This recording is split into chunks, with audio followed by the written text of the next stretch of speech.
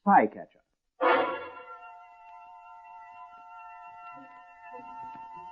A series of true stories of the unceasing search for enemy spies in wartime, based on the memoirs of Lieutenant-Colonel Oreste Pinto of the Allied Counterintelligence Service. This week's story is entitled Louise. The part of Colonel Pinto is played by Bernard Archwood.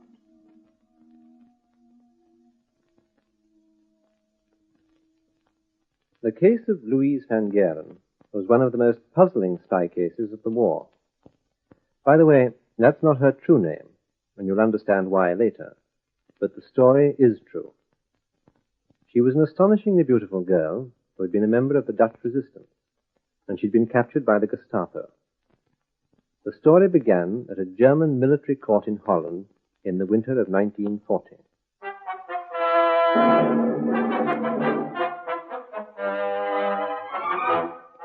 Fräulein van Garen, these drawings of German airfields were found at the lodgings of the accused Jan Hornell. You are accused jointly with him, but it is said that you are in love with him, and it is the view of the court that you are shielding him. I am not. There is no need to shield him. He is innocent. I made the drawings. I left them at his lodging that night. The night he was arrested? Yes. That night you were also arrested? Yes. Fräulein, is it in your mind that if Hornell is found guilty of making these drawings, he will be executed? But if a girl is found guilty, she will be less severely treated. Is that in your mind? That is not in my mind. I made the drawings. I left them at his lodging. He knew nothing about them. Why did you make these drawings? Because I want the RAF to bomb your airfield. That's why. Fräulein van Garen, on your own admissions, this court has no alternative but to find you guilty of the charge. You have been warned that on this charge, no leniency can be shown to one person as against another. The sentence of this court is death.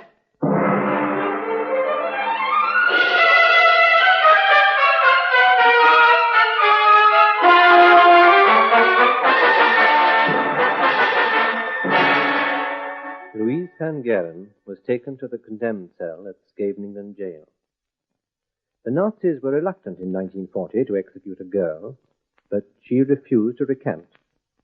After 6 weeks in the condemned cell, the sentence was commuted to 15 years forced labor, and she was sent to Germany in the custody of a Gestapo officer named Lahr.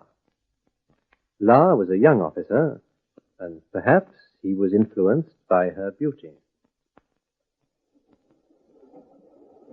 Fräulein Louise, why don't you listen to me? I'm trying to advise you for your own good.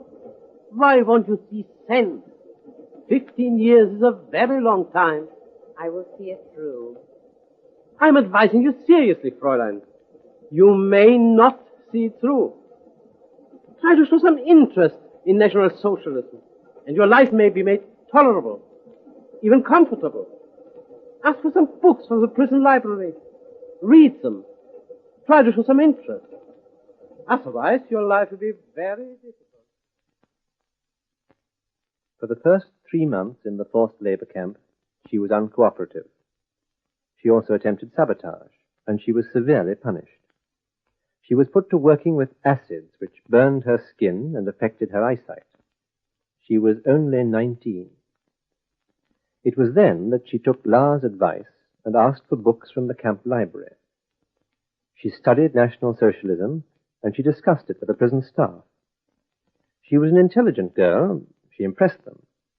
And when she'd been doing forced labor for only 2 years, it was decided that she was a convert, and she was returned to Holland and induced to attend the Zorgfried, the German spy school, at The Hague.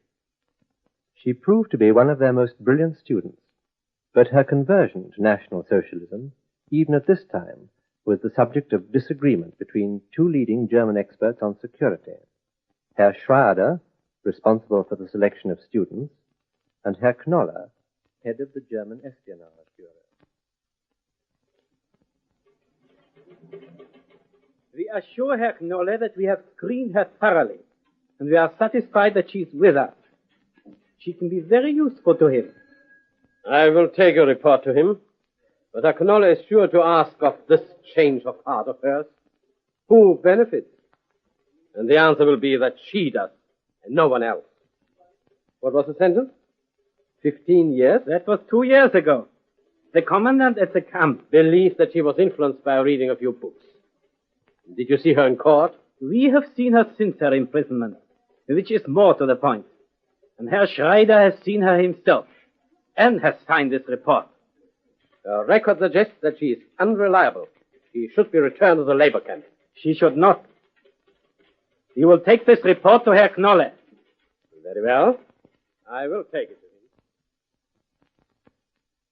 The captured documents also showed that Herr Schrader was senior to Knolle, and the report was accepted. Louise continued her training as a spy and saboteur.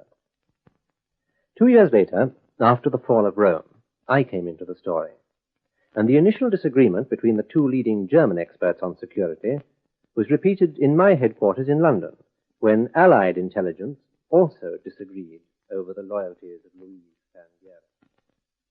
He was apparently quite honest with us, Colonel. We just occupied Rome, just got there, hardly had time to find a suitable headquarters, when she presented herself. Was this on the first day? Yes. She said she'd volunteered to work for the Germans, and to be left behind in Rome as an agent. She'd brought her radio set with her. She handed it over and said she had no intention of working for the Germans. She also gave us her code books. And then? And then she offered to work for us. This was her only radio set? We thought of that. Yes. It wasn't in very good condition, but it was her only radio set. Well, we held her for interrogation. She answered all our questions quickly, and we thought honestly. And during the interrogation, she offered to send false messages to the Germans. To her own chief? Yes. We accepted the offer, and over the next few weeks we gave her 5 false messages to send. We also put one of our experts on to listen. She sent 4 of the messages perfectly, but in one she inserted the letter Z twice into the message. And there's no doubt about this? We have no doubts. You think she was warning them? Or telling them something. At first she denied it.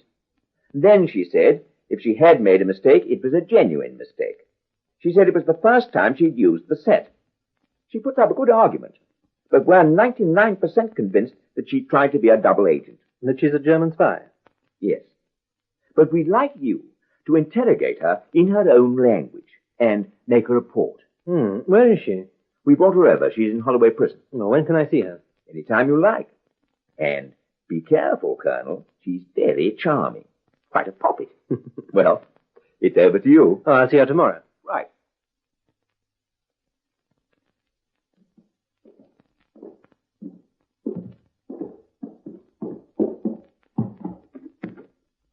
Good morning. Good morning. You are Louise Van Geren? Yes? Thank you, Matron. I've come to ask you some questions. Shall we sit down? I understand that you've been brought from Rome and that you're held here on suspicion of being a German spy. Yes. And I've been asked by the British authorities to interrogate you. Do you smoke? No, thank you. Can we begin with what happened in Rome? Yes. It was on June the 4th, the day the British entered Rome. I had been left behind as a German agent. I went immediately to the British and told them I had no intention of working for the Germans, that I had volunteered. When did you make this decision to give yourself up? After you had been left behind? It was never my intention to work for the Germans. I made up my mind in Holland on the day I was offered the mission. Who was your chief in Rome? Colonel Hoffmann. What was his full name? Karl. He was Lieutenant-Colonel Karl Hoffmann. And how long were you in Rome before the Germans withdrew? 4 months. When you presented yourself to the British, you offered to send false messages to the Germans, to Colonel Hoffmann. Yes. And what happened? I was given 5 messages to send. I sent 3 messages under supervision of one instructor, who said I had sent them perfectly. The next 2 messages were under the supervision of another instructor, who said I put a code into the 4th message. It wasn't true. You know that inserting a letter into a message is the accepted way of telling the receiver that you're under duress, that it's a false message. Well, of course I do. I was trained at the Zorgfleet. But why should I do such a thing when I know that an expert is listening to me? The first 3 messages were sent perfectly. The supervisor said so. It was the new man who said I put a code in, and I sent the 5th perfectly. He didn't report on the 4th until I had sent the next message. If he suspected me, why did he let me send another message? I don't know. Do you? I told them that if he was right, then I had made a genuine mistake in that one message. I hadn't used the set before. Any operator will tell you that it takes practice to become familiar with the set. But you can give us no proof that you'd never used that set before. They had my codes. There is no such thing in them as this letter Z. Well, how do we know that these were all your codes? If it's like that, what do I do? It's a dangerous game, isn't it? I know. I've been charged as a spy before. I was sentenced to death. I'm not afraid of that. Tell me, when you were tried by the Germans in 1940 and said that you'd made these sketches, had you made them? No, my friend Jan made them. But it was no use. They didn't believe me.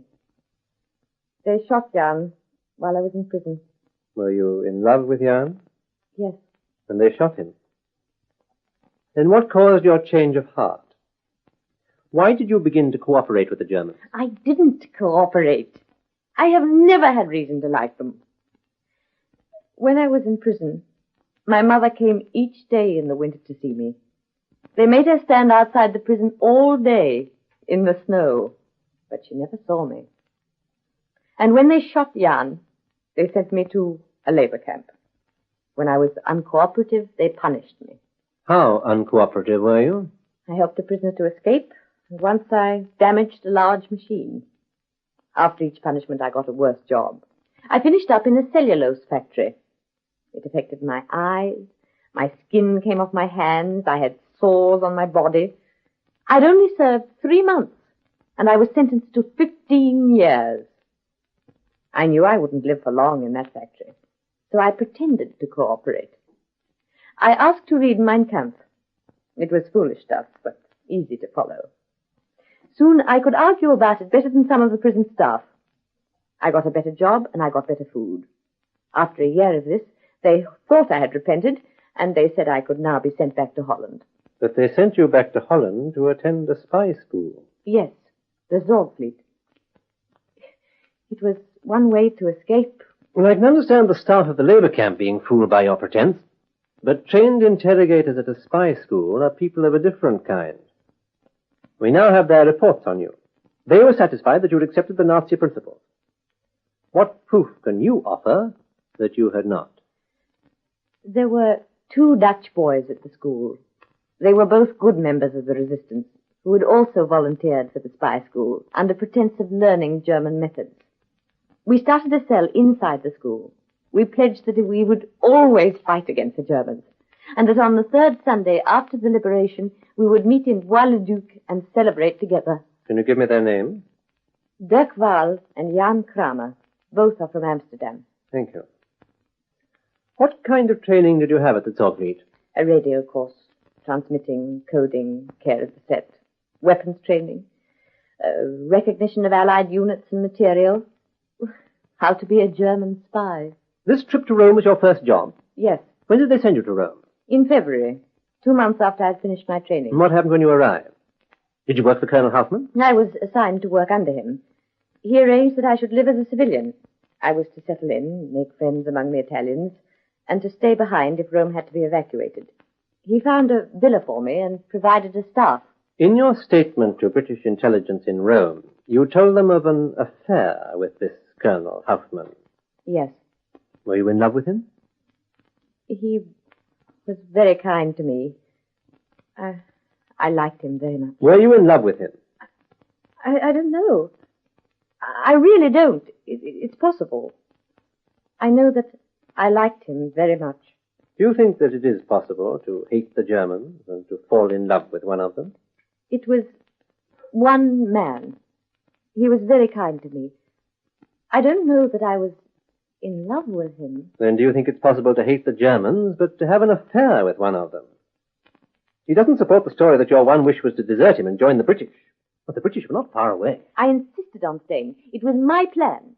And I went to the British as soon as they arrived. You must have known that this affair would make you suspect to the British. Why did you confess it when you made your statement? I told them the truth. Everything. There was nothing to hide. Or was it because you knew that they'd find out? When your household staff had stayed behind, they knew. Some of your Italian friends must have known. It was only a matter of time. The Italians are considerable gossips. I know they are gossips. So why would I stay behind if I intended to spy for the Germans? In your statement to the British, you told of another affair with a German, an instructor at the spy school. That was brief. That was nothing. It meant nothing at all. Perhaps not. But again, it does little to convince us that you hated the Germans and wanted to be free of them. Or do you suggest that it was part of your effort to convince them that you were converted? It had nothing to do with that. It was against all the rules. They were very strict at the Sorfleet. For 2 years, I had to pretend to work with the Germans. It was not easy. Sometimes there was great stress. Perhaps one explains the other. I don't know. But I do not like the Germans. You like Colonel Hauptmann? Yes. The British believe that you warned him. I have made a full statement. I interrogated Louise Van Geren for several hours, and then I determined to find the 2 resistance men whom she claimed to have known at the spy school. They had survived the war and were in Amsterdam. Carver, you remember her at the spy school. What was your opinion of her? As a student? Oh, as a patriot, as a loyal Dutchwoman. Oh, she was genuine. We've no doubts of that, have we, Dad? No, if she had not been loyal, she would have turned us in. We'd formed a cell, and we met to talk about what we would do when the training was over. How often did you meet? Oh, not often. Mostly at weapons training. Whenever we had the chance, we would stand aside and talk. Did you know that she became friendly with one of the German instructors? Yes. And did you trust her after that? It meant nothing. Just one of those things. You're satisfied it meant nothing? If she had been against us, she could have turned us in. She knew why we were there. The 3 of you arranged to meet after the liberation. Yes, on the 3rd Sunday after the liberation. We were to meet at Bois-le-Duc and celebrate together. I see. Thank you. The 2 resistance men, Jan Kramer and Dirk Waal, were convinced that she was a patriot. But they had not seen her since she left the spy school. British intelligence had good reason to doubt her loyalties, but they had thrown the onus of proof onto me. I interrogated Louise 4 times, but she stuck to her story and to her arguments. And I decided to see the British intelligence officer again. As far as we're concerned, Colonel, we're prepared to believe that she was loyal, or intended to be loyal, until she reached Rome. But there's something about Rome. I saw it. Soft life, lots of sun, lots of fun. It's easy to be a rebel when things are tough. Not so easy when people are friendly and life is good. Rome's a city full of beautiful women. How hard did she fall for this charming colonel? Did this change her? We think it did. All right.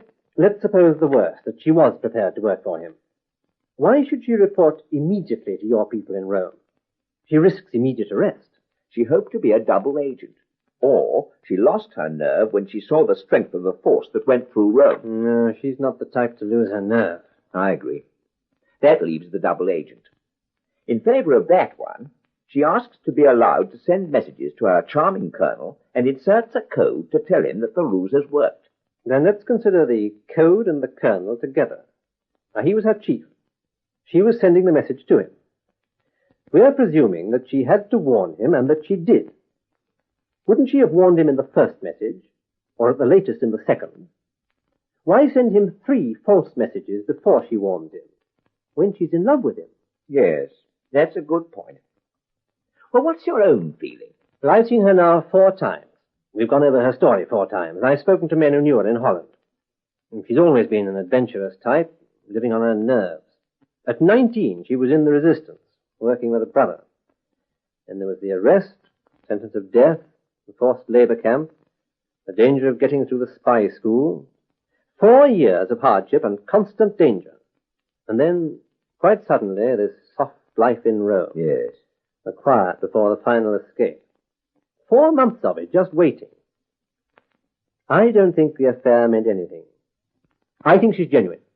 It can still be argued both ways. Yes, but if you want my opinion, that is it. Well, I look forward to your report. I made my report on Louise Van Garen, and it was accepted, with reservation. I then went to see her at Holloway Prison.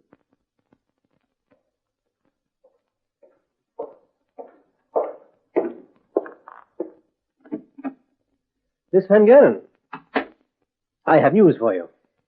Yes? It's good news. The British authorities have accepted my report, and you're to be released. Thank you. Am I free now? Now, when you're released, you're to go immediately to Holland. Under escort? Yes. They don't believe me. They have accepted my report, and I believe you. Oh, thank you. I'm very grateful. When will I be going home? Well, I've suggested that you're released in 3 days' time. I'm returning to Holland then. I've some business in Amsterdam. I'll take you home, and I'll see that you're issued with the papers that will clear you. It's very important at the moment, and I'll see that it's done. Oh, thank you. I'll have time to buy new clothes. I'll need them for going home. Until Thursday, then.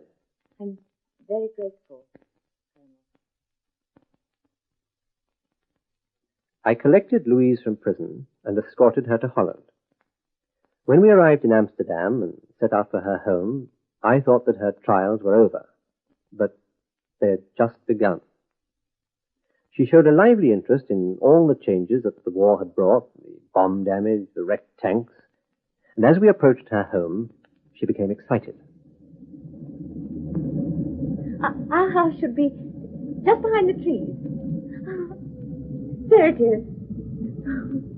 Thank God it's still there. I think we should stop here. It's been a long time. I'll go and prepare the way. Wait. Let me look at it.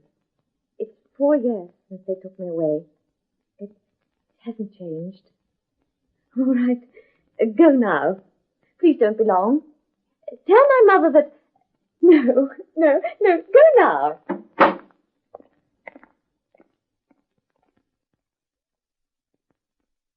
It was a big, solid house, and I'd parked the car near the entrance to the drive.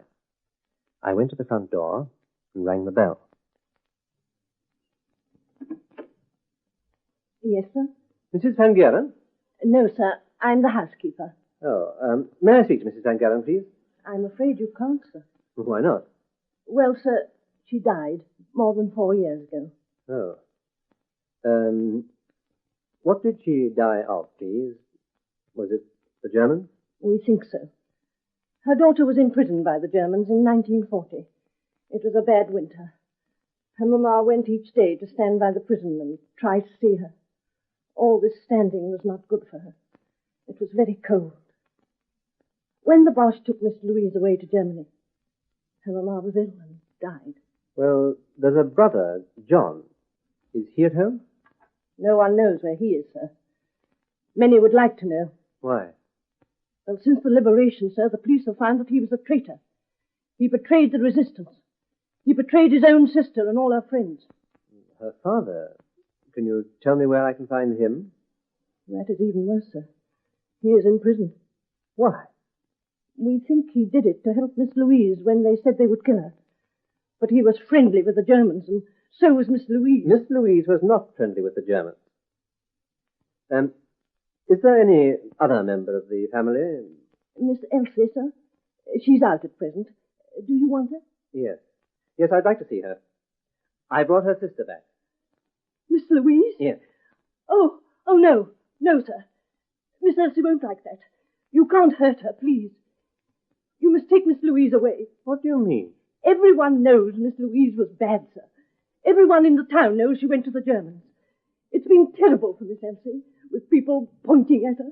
Her father, sister, and brother, dirty traitors. But Miss Elsie was good. Miss Elsie and Mamma were good. These stories about Miss Louise are not true. You understand? They're not true. No, sir. I'm the officer in charge of such cases in Holland. I'm from the Bureau of National Security. I'm here to tell you that Miss Louise did not go to the Germans. She was always a patriot. You believe me? Yes, sir. But the people won't believe it. They won't believe. Where is Miss Louise? She's waiting in my car. I brought her home. Oh, no, sir. Please take her away. She's no friends here. Her mamma is dead. There is no one left who will believe her. Please take her away.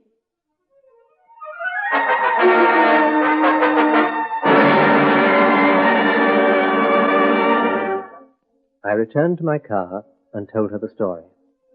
Her mother was dead, her brother had betrayed her, her father was in prison. There was no one to believe her. I was convinced of her innocence. But in a case like this, there must always be doubt. Espionage, for whatever reason, with whatever intention, must always be a dangerous and lonely game.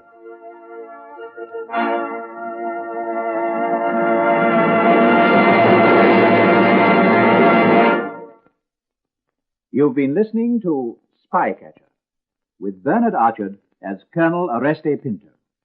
The script was written by Robert Barr, and the program produced for the BBC by Charles Maxwell.